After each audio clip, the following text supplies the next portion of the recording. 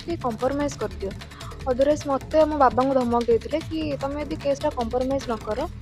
जदि तुम केसटा विड्रो न कर देन आम तुम बाप झील ही मान पिला पाठ पढ़ा चली क्लास सरीनी किंतु एडमिशन हो जाऊँ अन्य एक कॉलेज रे घटना आज नुहे ढेर दिन ये बड़ दुर्नीतिर चित्र से जगह सामना को आसी जो राज्य राजनीति को हटचमट सृष्टि कहीं प्रसंग उठाऊ कारण ये घटना जो सामना को आसूँ हूँ खोद उपमुख्यमंत्री एरिया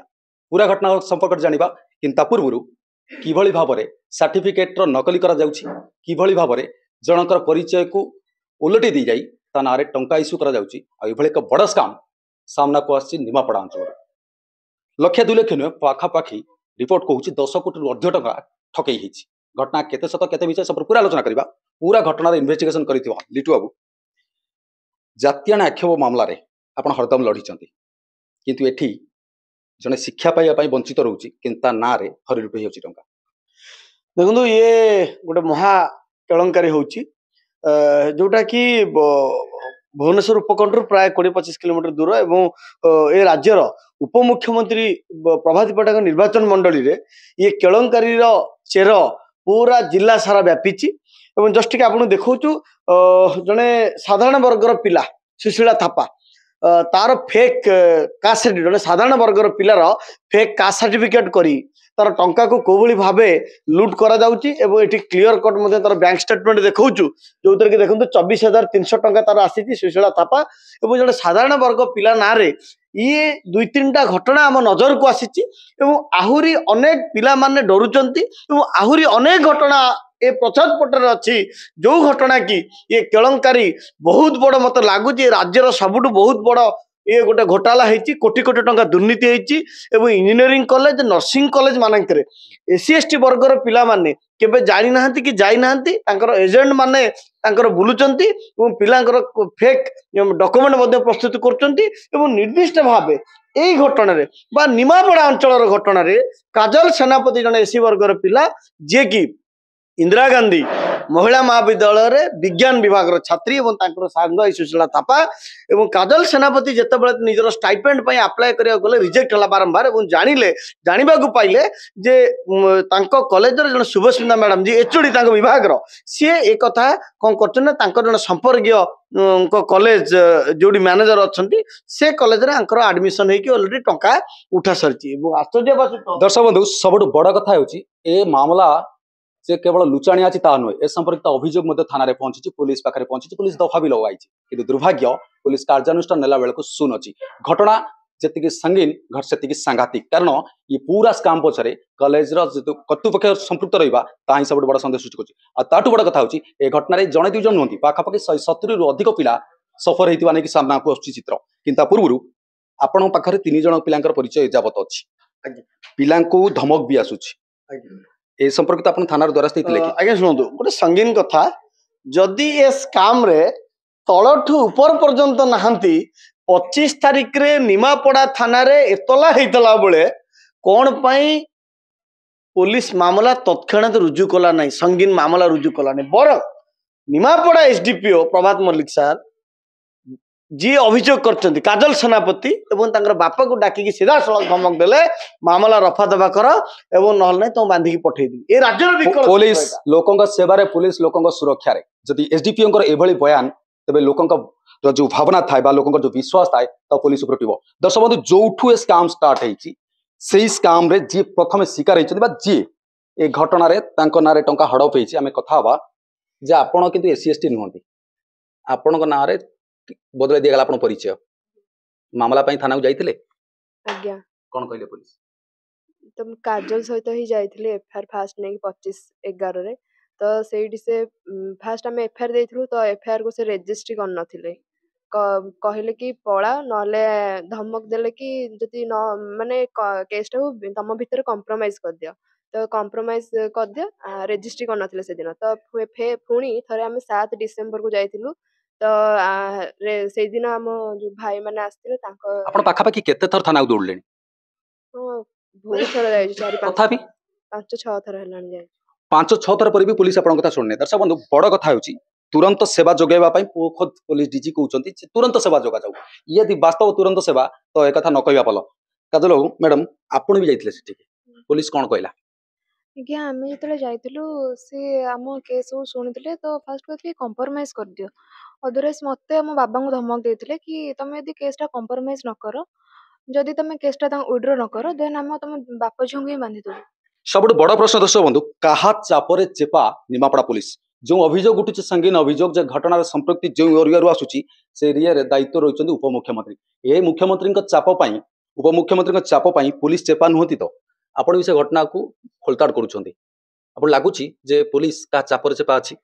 निश्चित भाव में कहीं आपणकर से थाना को आम गलु आम देखिलु डाकिलु आईएससी को आप देखते कौन मारी बड़ बड़ बैनर गोटे होर्डिंग मरा जाए ललिता कुमारी केस आम कहलु कहीं लगे आप जेहेतु ललिता कुमारी केस रे माननीय सुप्रीमकोर्ट का निर्देश रही तुरंत कौन संगीन दफा आसिले तुरंत केस रुजु करेंगे और माननीय ओडिशा हाइकोर्ट जस्टिस एस के पाणिग्राही निर्देश रही कौन जदि संगीन दफार केस आसे 24 घंटा भितर केस रुजु करेंगे आ जदि कौन रुजु करती ना से जो संपृक्त थानाधिकार विरुद्ध दृढ़ कार्यानुष्ठान नवार नियम रही किंतु एठी भिन्न दृष्टि देखा मिलूँ एटी पुलिस कौन करुच्ची ना पॉलिटिकल लीडर्स मानकर चापरे आपण भाषा चापी जाऊँगी कौन कार्यानुष्ठान नौ ना बरम पीड़ित बा पीड़िता मानू हारास करुच्ची मेंटाली हारास करुच्ची धमक दौची एवं केस विड्र करने बाध्य कराऊँगी नचेत तुमको आम जेल पुरे देव धमक दौची। दर्शक बंधु सबुठ बड़ कथा होची ए संपर्कित पूरा कागज पत्र एम हस्तगत होती घटनार तदंत तो दूर कथा घटना पछर रहस्य कौन जानवा भी पुलिस चेष्टा करूनी लिटू बाबू ये जो 16,200 पेमेंट आसूची पिलांकर कैरेक्टर सर्टिफिकेट को बदल दी जाउची पूरा स्काम पछरे जो शुभस्मिता मैडम को ना आसूची ये केवल एका संपृक्ति अच्छी ना आउता पछरे की अछि नहीं ये तो बहुत बड़ रैकेट ये नाम को मात्र आम धन्यवाद देव काजल सेनापति भौणी को से निर्भय रे पुलिस रो डर को नडरी निर्भय रे से आछंती ए कथा को पदा को आनिचंती 16,200 केवल नुहे सुशील थापा ना जो 24,300 टंका आसी जोटा हम देखौतलु जने साधारण वर्गर पिला ताकू शेड्यूल कास्ट सर्टिफिकेट फेक कराई माने एटा बहुत बड़ संगीन दफा एवं ये घटना एते बड़ लंबीची जिला सारा रो अनेक कॉलेज एवं राज्य सारा कथा व्यापीची जे अनेक ये गोटे बड़ रैकेट जदि आपनको कथा सामना को आसुची जो चित्र सामना को जदि ये हेते ये गोटे बड़ रैकेट रो खोलताड़ कले अनेक लोकंकर गुमर फिटिवार आशंका रहउची केवल सेतिकी नुहे ये रैकेट रो पर्दाफाश हेले राज्यर वंचित शोषित निरीह साधारण लोकंकर पैसा जो आम टैक्स दौचे से जो बजेट होती एससी एसटी मान जो 100 कोटी टंका बजेट आसी तार पूरा पर्दाफाश हम और खास कर उपमुख्यमंत्री निर्वाचन मंडली जो घटना घटी पूरा संगीन आपको गुरुतर सह करने कथा और निज आड़ू तुरंत क्राइम ब्रांच को लिखा कथा और निर्देश देवा कथा उपमुख्यमंत्री निजर स्वच्छता प्रमाण करने अंचल दुर्नीति होना कि आम ठोस प्रमाण देखु दुर्नीति होती तलठू ऊपर पर्यंत अच्छा इवेंट ऑफिस रु कॉल जाइला अभियोगकारी को तुम तुरंत बसी पड़ार आगानी तेणुक ये घटना आहरी स्पर्शकतार जे पुलिस मामला रुजु करनी पुलिस धमकेब एवं डीजी सेपटे कहते भल व्यवहार उत्तम व्यवहार तेणु ओडिशा पुलिस ये फेल मारी संपूर्ण रूपे स्काम कौलिया कथा कहवा आ सुंदर सुंदर वार्ता दवा जदि किए शिखबार अच्छी तो एचओडी मैडम को शिखवाई पड़ो कहीं कहूँ जे जितेबाला वाईआरएस कथा आसुची यूथ रेडक्रॉस कथा आसुची सेतेबाला लोकंक सेवा कथा आसुची सेवा नारे केमिति टंका चलू करा जाए तार चित्र बा तार वास्तवता एबे सामना रे वाईआरएस नारे आपन टंका कहि कि चिन्ह लगाई देले एबे जदि आपन वास्तविक भी टंका पई अप्लाई करंती आपन आसीबनी रिजेक्ट हबो केमिति सफर करचोंदी तो एटा तो बहुत बड़ा भूल कथा तो आमको फास्ट वाईआरसी ना रे कहि कि पैसा माने सोशल सर्विस रे लागिवो गरीब मानक सेवार लागिवो कहि कि नैथिले चिन्ह लगाई देले आज्ञा तो तापरे हम फास्ट फेज 16,000 आसला तो ताकू नहीं गले तो सेकंड फेज रे तेरे 24,300 आसला आपनको केते दिन धरी आपनको पछरे ए चैटिंग जो हमें मेसेज देखतुलु टंका आसिला कि नाही ए संपर्कित जो फॉलो अप नउतले केते दिन खन लागला पाखा पाखी आपनको टंका हड़प करिया बस हाँ फास्ट फेज रे 16,200 माने आसला तो से हमको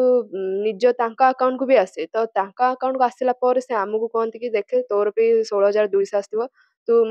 हमको फोन करती तो हमको फोन कला पर कहते कि देखे तोर 16,200 आसथिबो आमे मना कर